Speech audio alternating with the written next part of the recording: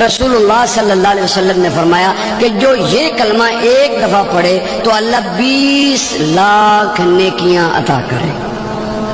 کتنی نیکیاں بھی؟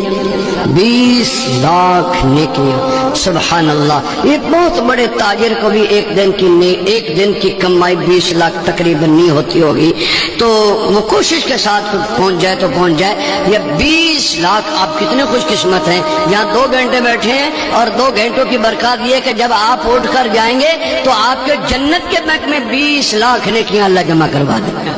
وہ کلمہ کیا ہے؟ سارے پڑھیں، بسم اللہ الرحمن الرحیم، لا الہ الا اللہ وحدہ لا شریک لہ احدا صمدا لم یلد ولم یولد ولم یکن لہ کفوا احد۔ جس نے پڑھا اس کو مبارک ہو۔